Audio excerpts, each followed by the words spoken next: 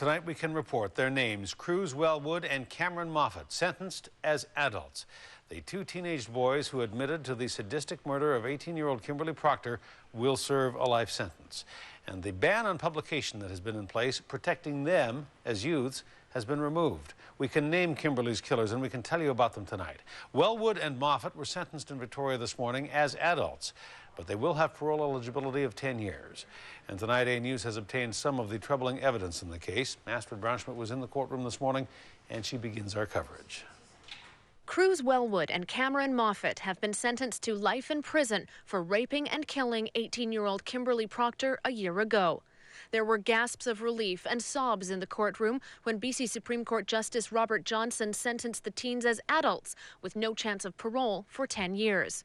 For Kimberly's family, the decision offers some, albeit little, closure. A certain degree of closure, but these animals aren't rehabilitatable. They deserve to die a long, slow, horrific, painful death. Wellwood was just 16 and Moffat 17 when they lured Proctor to Wellwood's home March 18, 2010. Over several hours, they bound and gagged, sexually assaulted, then murdered her and mutilated her body. The next day, her body was dumped beneath this bridge on the Galloping Goose Trail. They soaked Kimberly's body in fuel and set her on fire.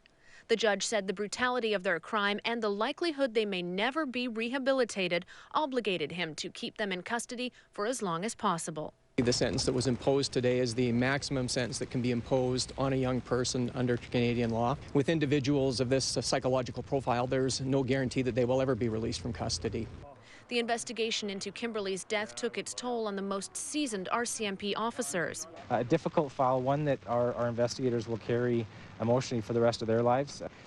But for us, certainly satisfaction today would be a good way to describe it. We had 10 of the investigators in the courtroom today. They take a very personal ownership of this. Psychological and psychiatric reports read during the sentencing hearing explained how both teens had troubled home lives and began acting out early on.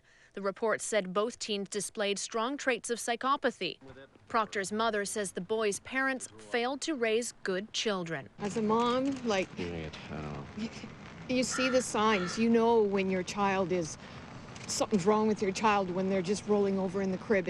And to see what these two have been like and to totally ignore it, well, you know, as the parent, you failed.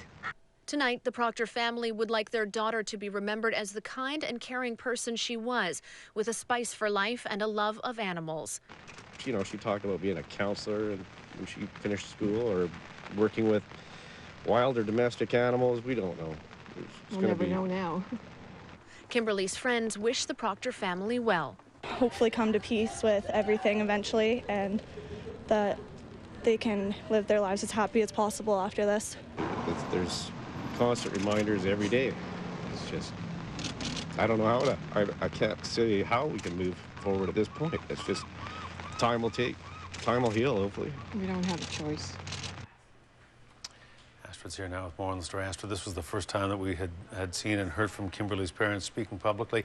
Now, because of the Youth Criminal Justice Act and the way laws deal with young people in this country, until now we have not been able to name the two young offenders now sentenced as adults, or tell you about them and their background. You mentioned that they had troubled home lives. What can you tell us about these young men? Well, Hudson, both boys came from broken homes. We heard in the reports they acted out early on and spent a lot of time on their own as children, during which they got into a lot of trouble. Now, during the hearing, we also heard that Cameron Moffat was sexually abused at the age of 3.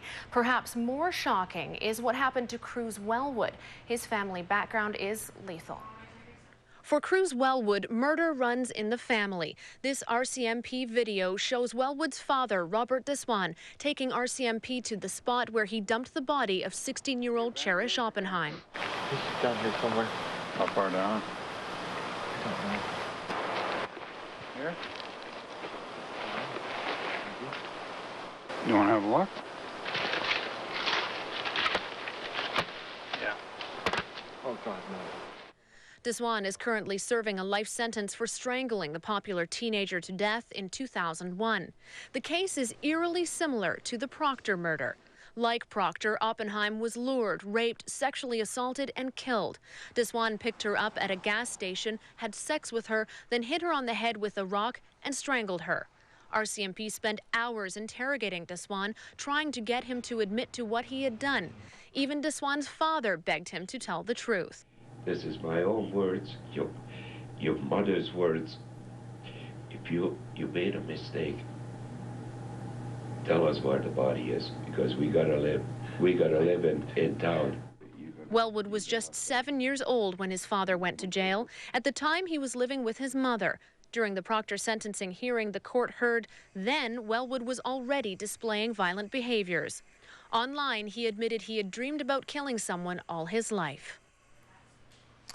Astrid, let's talk a little bit about the evidence in the case, which the Crown has indicated suggests no remorse on behalf of either Moffat or Wellwood, and that they may be, if not unrehabilitatable, certainly not good candidates not to reoffend. A News and other media members applied to have some of that evidence that was presented in the Proctor case released this afternoon, and that included conversations that the killers had had with each other and with friends. We did get a first look and listen to some of that just in the last 90 minutes or so. What can you share with us? Well, we can share with you that a part of a conversation between Kruse, Wellwood, and Cameron Moffat. So that's what you're about to hear. This conversation was recorded when they were on their way to their first court appearance, June 21st, 2010. It was 3 days earlier that they had been arrested. And again, this was inside the sheriff's van at the time of the recording. Listen in. This sucks.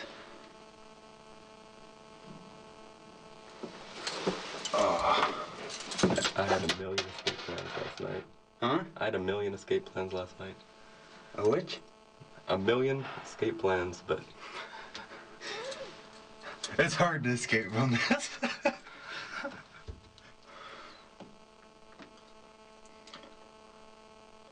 Well, all of them would have been temporary solutions. Yeah. I knew they were coming for me before they got there. I heard you were texting your mom. Mine? Yeah. Your mom texted me, like, arresting Kruse, and I'm in the car with Athena going to a baseball game. I'm like, do I get out of the car and run away, or do I sit here? I just left St. Vincent de Paul. I was just, like, walking right past the Starbucks, and I thought I heard someone call my name. I, like, looked around, and someone called my name again, and they were like, drop the bear, because I had a bear for Mary. Oh, drop the bear. It's gonna be like Stewie. You're gonna pull off its head and have like some kind of gun in there. So do we just, sitting here now? I was exercising my right to silence the entire time. Yeah. I know you weren't. No, I did and I didn't. Like, they were asking me about myself, and I would talk to them. No, I saw it, Cam. What? What did you see? They had the video of it in the recording. Of what? You talking. About? Everything. I didn't talk about everything. Well, the Crown argued that this conversation helped to prove that Wellwood and Moffat had no remorse for what they had done. The Crown also said that this part of the conversation showed how they pointed fingers at each other and deserved the adult sentences that they were handed today. Hudson? Of course, there's a hearing tomorrow morning. We have more evidence being released for us, and we will have more on that tomorrow on A News. Under the context of was there anything that anybody might have seen that might have predicted this behavior or prevented this? We will take a look tomorrow. Astrid Braunschmidt reporting. Astrid, thank you. You're welcome.